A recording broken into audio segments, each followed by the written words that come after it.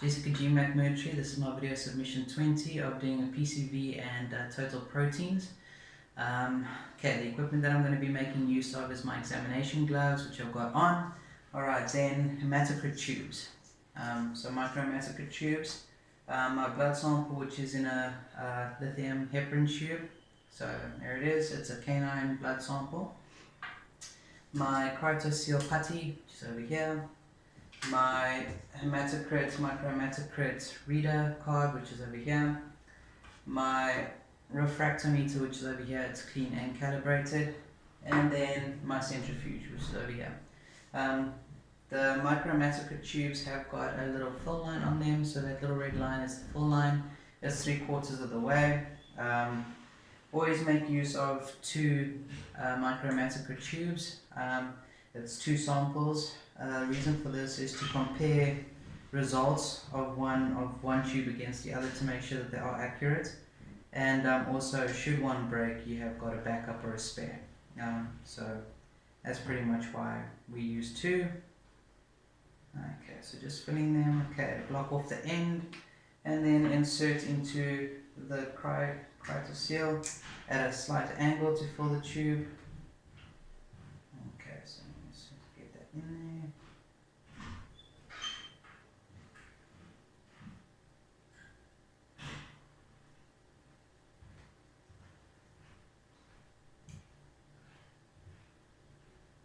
There we go, and then I place it in the centrifuge, making sure that the crytoseal is facing the outside of the centrifuge.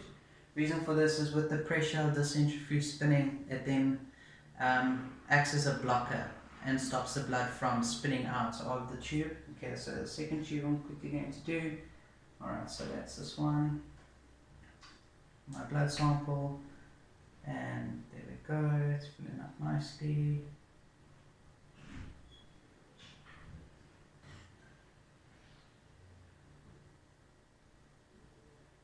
There we go.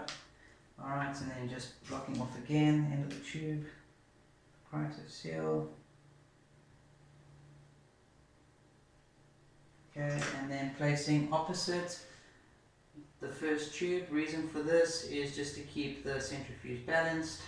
Okay, making sure that I seal it with the lid.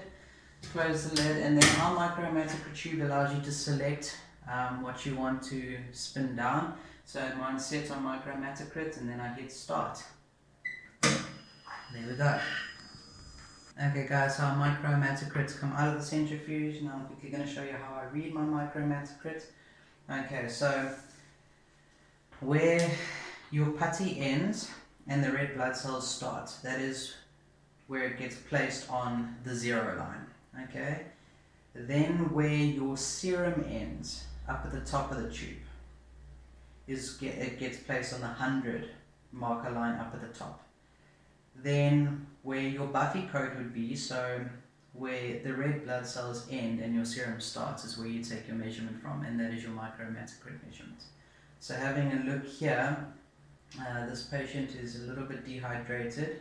I did mention that it's a canine sample, and its hematocrit is 65.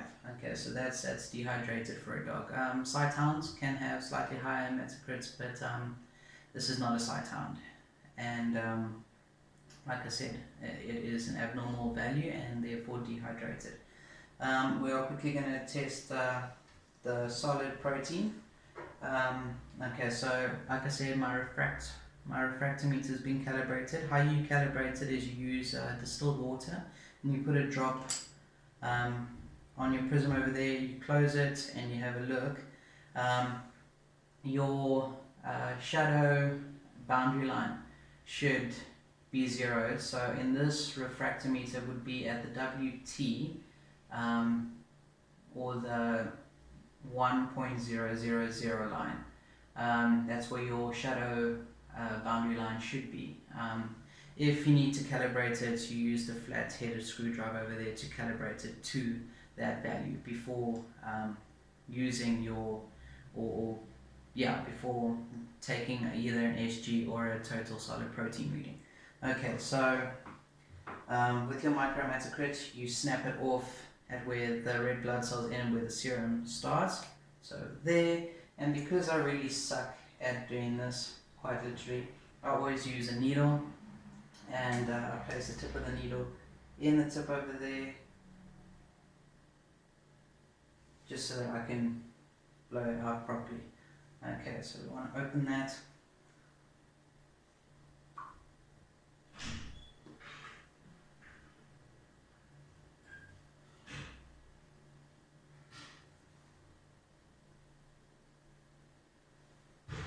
Okay, so my SP is at 7.2. Okay, so now to get a proper reading for this, I have to multiply this SP by 10, so it would be 72.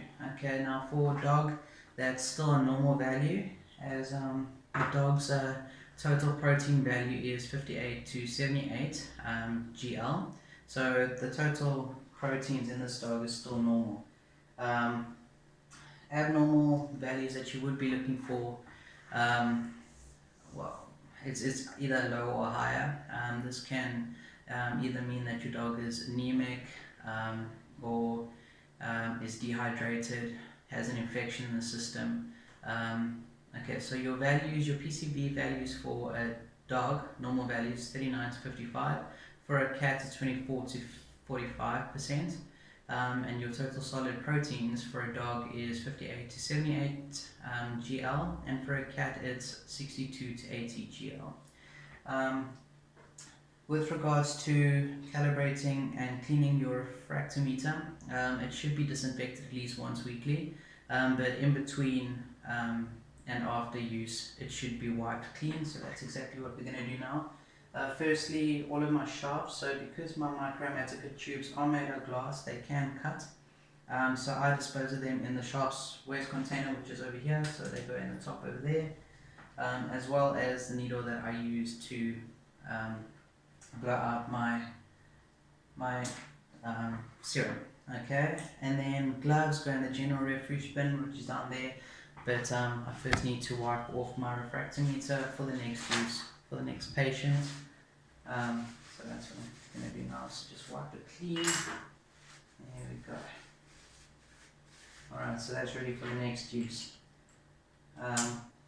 Like I said, if your total, if your hematocrit is too high, it could mean that your patient's dehydrated. If it's too low, it could mean that they're anemic. If your total protein is too high, it could mean that again, there's either an infection in the system or your patient is dehydrated. If it's too low, it means that your oncotic pressure is not where it should be and it needs to be. That's when you give like a bolus of Olivin to try and increase that pressure to get the pressure flowing and at an equilibrium. Cool.